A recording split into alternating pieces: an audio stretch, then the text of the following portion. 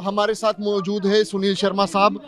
उमर अब्दुल्ला का बयान आपने सुना, आपने देखा कि उन्होंने कहा सबसे अहम बात पीओके टेररिज्म पीएसए को लेकर। उन्होंने सबसे इम्पोर्टेंट ये कहा कि जब करगिल हुआ तो उस वक्त हम पीओके ले सकते थे। किस तरीके से आप इस बयान को देखते हैं? देखिए, उमर अब्दुल्ला साहब की ये बात मुझे लगता है कि बेसलेस बात है। अटल बिहारी वाजपेयी जी की सरकार ने एक प्रयास किया था, पाकिस्तान के साथ दोस्ती का हाथ बढ़ाया था, लेकिन उसका गलत फायदा उठा के परवेज मुशर्रफ ने करगिल की चोटियों पे अपनी सेना डाल के वहां पे कब्जा किया। भारत के वीर सैनिकों ने उनके छक्के छुड़ाए और उस पोजीशन में, उस ऑड जो क्लाइमेट था वहां का उस वक्त, उसमें रिट्रीव किया करगिल की चोटियों को।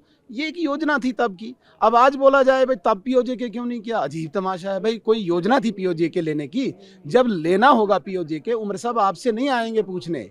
भारत सरकार इतनी सक्षम है, आप जिस हाउस में बैठे हो यहीं तक आपकी सीमित बातें हैं, इससे बाहर आपकी नहीं जाएंगी। विदेश मंत्री पे रिएक्ट किया है वही मुझे बड़ा ताज्जुब हुआ, विदेश मंत्री कहीं पे स्टेटमेंट दे रहे हैं। उमर अब्दुल्ला साहब एक एड्रेस पे जहां पे एमएलएज ने बोला उनको रिप्लाई देना चाहिए था, रिप्लाई देने के बजाय वो एस जयशंकर साहब के स्टेटमेंट का रिप्लाई दे रहे हैं।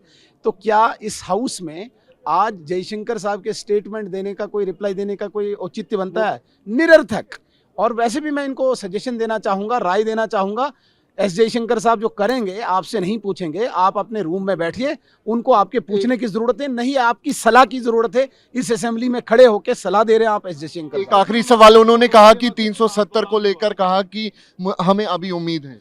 ये मुझे खुशी हुई कि इस असेंबली चुनाव में उमर अब्दुल्ला साहब ने स्टेजेस पे चढ़ चढ़ के बड़ा नारा दिया था, मैं वापस ला रहा हूं 370। आज उन्होंने इसी असेंबली में आके चुन के इसको बात को तस्लीम किया, एक्सेप्ट किया कि 370 आने वाला नहीं है। होगा कभी, कोई आएगा तब होगा। ये लंबा, पहले तो उन्होंने बड़े दावे किए थे, स्टेजेस पे चढ़ चढ़ के 370 लाऊंगा, बीजेपी को ये करूंगा वो करूंगा। आज कहाँ गई बातें? खत्म।